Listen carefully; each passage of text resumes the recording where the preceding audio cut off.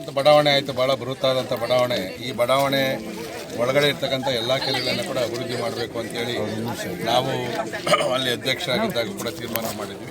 ಈಗ ಮತ್ತೆ ಈ ಸರ್ಕಾರ ಬಂದಾದ ಮೇಲೆ ಕೂಡ ಅದಕ್ಕೆ ಅನುದಾನವನ್ನು ಕೊಟ್ಟು ಇವತ್ತು ಬ್ಯಾಲ್ಕೆರೆಯಲ್ಲಿ ಇರ್ತಕ್ಕಂಥ 3 ಕೆರೆ ಮತ್ತು ಗುಣಿ ಅಗ್ರಹಾರ ಇದಕ್ಕೆ ಪೂಜೆಗಳನ್ನು ಮಾಡ್ತಾ ಇದ್ದೀನಿ. ವೀರಸಾಗರದ್ದು ಈಗಾಗಲೇ ಪೂಜೆ ಮಾಡಿ ಕಾಮಗಾರಿ ಪ್ರಾರಂಭ ಆಗಿದೆ. ಉಳಿಕೆ ಕೆರೆಗಳನ್ನು ಇನ್ನೂ 4 ಕೆರೆ ಬರ್ತವೆ, ಅದನ್ನು ಕೂಡ ಪೂಜೆ ಮಾಡ್ತಾ ಇದ್ದೀವಿ.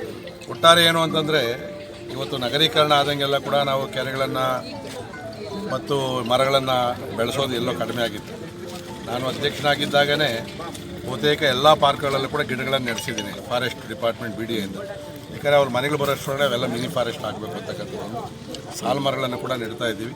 ಇವತ್ತು ಈ ಕೆರೆಗಳಲ್ಲಿ ಸಂಪೂರ್ಣ ಹೂಳನ್ನು ತೆಗೆದು ಸುತ್ತಲೂ ಬಂಡನ್ನು ಮಾಡಿ ವಾಕಿಂಗ್ ಟ್ರ್ಯಾಕು ಮತ್ತು ಸುತ್ತಲೂ ಫೆನ್ಸಿಂಗ್ ಮಾಡುವಂಥದ್ದು, ಗಜೀಬೆ ಮಾಡುವಂಥದ್ದು ಮತ್ತು ಕೊಳಚೆ ನೀರು ಬರದಂಗೆ ರೀತಿಯಲ್ಲಿ ಸ್ಟಿಲ್ ಟ್ರ್ಯಾಪ್ ಅದನ್ನು ಒಂದು ಮಾಡಿ ಮಳೆ ನೀರು ಮಾತ್ರ ಒಳಗಡೆ ಬರಬೇಕು, ನೀರು ಶುದ್ಧೀಕರಣವಾಗಿರಬೇಕು. ಮತ್ತು ಮಧ್ಯದಲ್ಲಿ ಒಂದು ರೀತಿ ಐಲ್ಯಾಂಡ್ಗಳನ್ನು ಮಾಡಿ ಪಕ್ಷಿಗಳಿಗೆ ಪಶು ಒಳಗಡೆ ಹೋಗೋಕ್ಕಾಗಲ್ಲ, ಪಕ್ಷಿಗಳಿಗೆ ಅಲ್ಲಿ ಗೂಡನ್ನು ಕಟ್ಕೊಳೋದಕ್ಕೆ ಸಂತಾನ ಮಾಡೋದಕ್ಕೂ ಕೂಡ ಅವಕ್ಕೂ ಕಲ್ಪನೆ ಏನೇನು ಬೇಕೋ ಆ ಕೆಲಸಗಳನ್ನೆಲ್ಲ ಕೂಡ ನಾವು ಮಾಡ್ತಾಯಿದ್ದೀವಿ.